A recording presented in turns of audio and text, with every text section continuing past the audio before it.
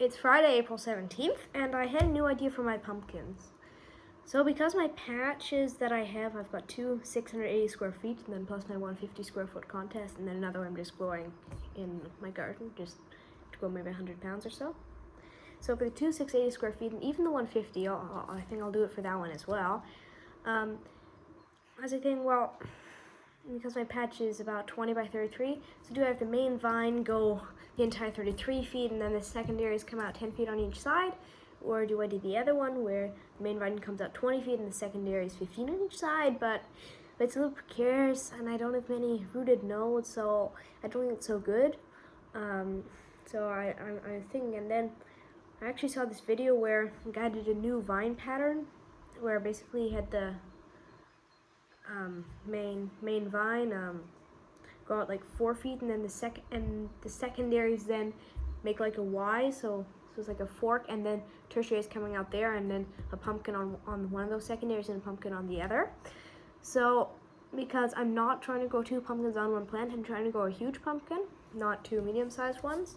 I was saying, okay, there's this vine pattern here. Is there a way that I can do it so it works for one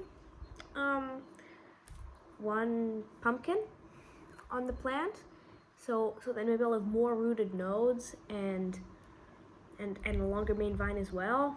So I came up with this idea, which I'm going to show you now. Yeah, so here is my design. So you can see here on the side I have the marks for the feet. So here's 10 feet, 12.5, 15, 70.5, 20, etc. And on this side as well, 2.5, 5, 7.5, 10, 12.5, etc. So you can see here's the stump, which is 4 feet in from the edge of the patch. These things here are walking boards.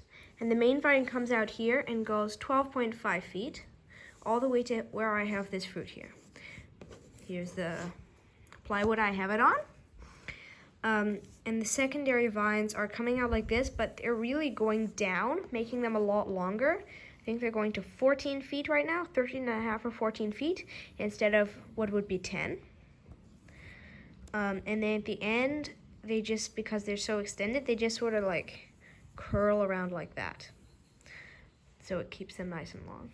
Then at the end of the main vine, there's a pumpkin, and usually you'd have the main vine continue like this. But I don't. I stop the main vine right there, so I deadhead it.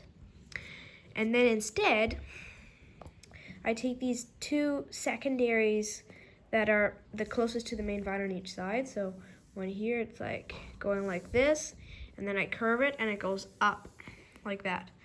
So in total, it's 20 feet, and I do the same on the other side. It's, where is it? Here. It goes here and up. So they're both 20 feet on each side.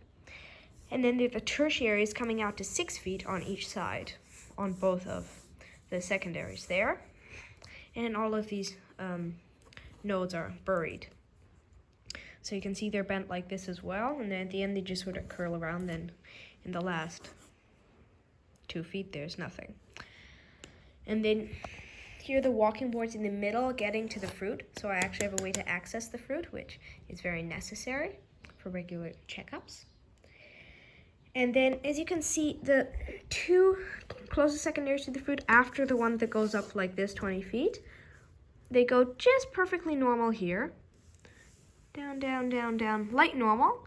But then instead of being terminated here, they go down an extra 7.5 feet, making them 18 to 20 feet long. So, because they are the closest to the fruit, they feed the fruit the most.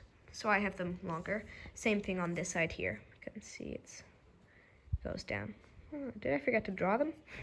Maybe, but it's on both sides. And you can see how the tertiaries, they don't just go down like this, but they go down and then they bend like this, so they go 6.5 feet. So this new technique should provide more buried nodes, more vines, which means the same thing, and also more leaves. Longer vines here, which feed the fruit even more. So I think this is a a revolutionary method for the vine patterning. And it's like totally different from the classic Christmas tree pattern. And it may be the new one. So that was my vine pattern. Like I said, I think it works because there are going to be so many buried nodes there that the plant can just pull up so many nutrients in just a small amount of space, like my 680 square feet. So I think that's a great pattern. Obviously, there are other ones like the Christmas tree pattern, which could be even better if you've got a bigger space. And then there's like there's so many patterns. There's a diamond-shaped one. There's all these different ones. I know there's one to make like 6 pumpkins on one plant. I have no intention of trying that out this year. This year I'm just gonna stick to 1 fruit per plant to grow the biggest pumpkin. My goal is 1,300 pounds if I haven't already said that. So I hope I can beat it this year. Bye.